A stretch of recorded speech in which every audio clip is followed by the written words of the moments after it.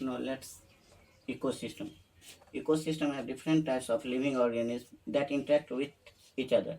These can be divided into three categories. Ecosystem तीन category में बांटा गया है. पहला producers, second consumers and decomposers. Producers मतलब all plants are called producers. Consumers, decomposers. The producers are green plants. They make their own food. At first कि producers जो green plant है क्योंकि वह अपना भोजन खुद बनाता है. The consumers are animals that they get energy from the plants और from other organisms which eat the plant.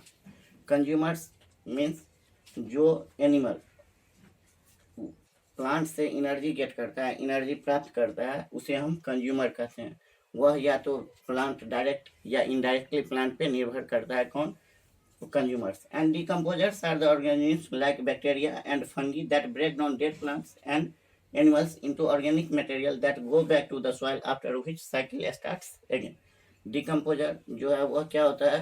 Fungi, bacteria, ये सब डिकम्पोजर है क्योंकि यह जो है डेड प्लांट और डेड एनिमल्स को तोड़ता है, मतलब खाता है. इससे क्या होता है? फिर से साइकिल मतलब रिसाइकल होते रहता है.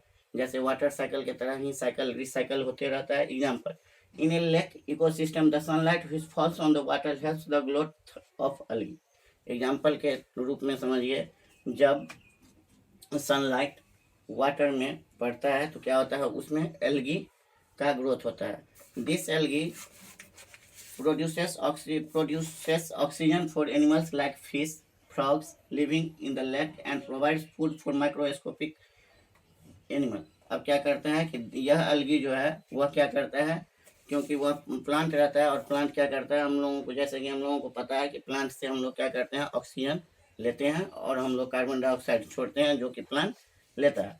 अब क्या, fish eat the microscopic organism absorb oxygen present in the water and expel carbon dioxide which helps the growth of plants. कहता है जैसे हम लोग ऑक्सीजन लेते हैं वैसे ही फिश भी पानी के थ्रू, वाटर के थ्रू ऑक्सीजन लेता है. ऑक्सीजन मतलब H2O, तो उसमें ऑक्सीजन लेता है और वह हम लोग जैसे कार्बन डाइऑक्साइड छोड़ते हैं, इस तरह से वह भी कार्बन डाइऑक्साइड छोड़ता है, जिससे कि किसका? प्लांट का ग्रोथ होता है. If the algae disappeared everything else would be affected. यदि एल्गी डिसअपियर हो जाता है, यदि प्लांट डिसअपियर हो जाता है तो हम लोगों को भी प्रभाव पड़ता है. वैसे ही जल से यदि एल्गी डिसअपियर हो जाता है तो बहुत सारे चीज पे इफेक्ट पड़ता है. Micro organism would not have enough food, fish would not have enough oxygen and plants would have lesser carbon dioxide available which is necessary for growth.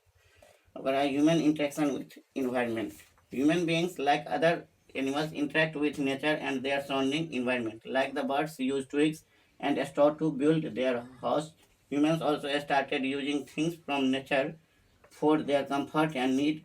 Thousands of years ago human lived simple lives like wild animals. कह रहा है कि human beings जो है वह भी दूसरे animal के साथ इंटरेक्ट होते रहता है. जैसे नेचर में बर्ड्स क्या करता है? छोटे छोटे ट्विग्स मतलब लकड़ी का छोटा छोटा टुकड़ा लेकर के अपना नेस्ट बनाता है. वैसे ही हम लोग जो है प्लांट का यूज अब बहुत सारे चीज़ में करने लगे हैं, जिससे कि हम लोगों को कंफर्ट होते रहता है.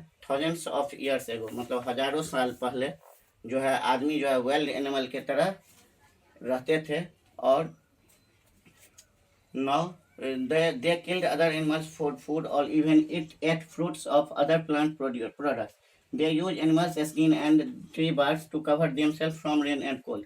कह रहा है कि जब हम 1000 years ago वे लोग क्या करते थे, आदमी लोग मतलब पशु को मार करके खाते थे, या जो कपड़ा था वो ट्री के बार्क मतलब छाल से बन सकता था, स्किन के एनिमल के स्किन से बन रहता था.